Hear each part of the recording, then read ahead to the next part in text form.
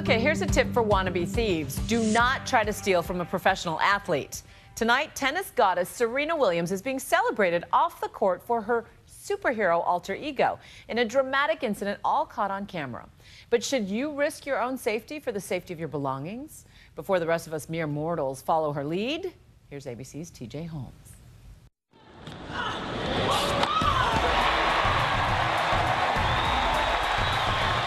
She's one of the greatest athletes the world has ever known. Game, set, match, But this week, Serena Williams had to flex some different muscles.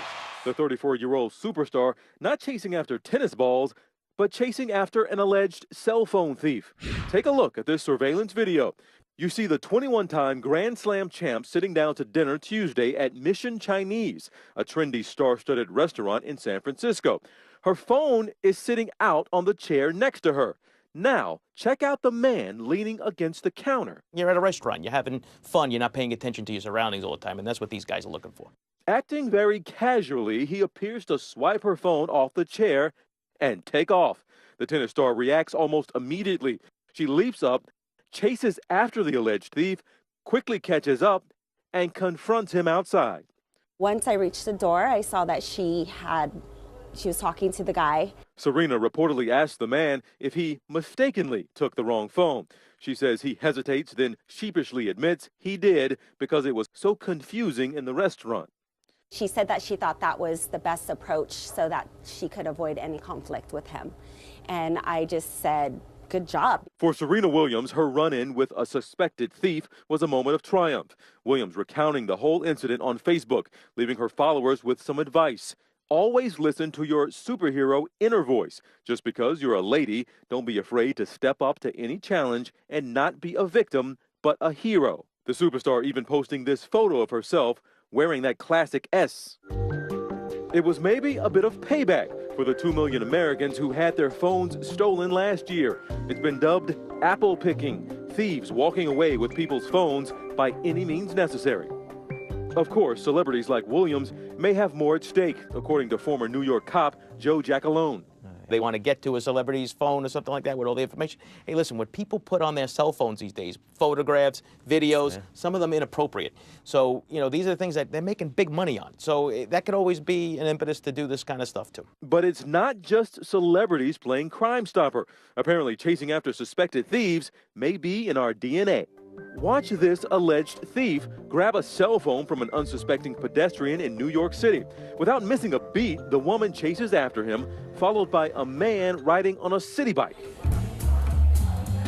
In fact, ABC's What Would You Do hired actors to play thieves at a coffee shop going for a stranger's laptop.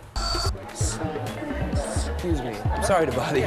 I'm working on my laptop. I gotta run outside. It's too noisy. That'd be awesome. Thank you so much. Thank you. Several times over the course of the day, normal people in normal everyday situations going after the suspected property thieves.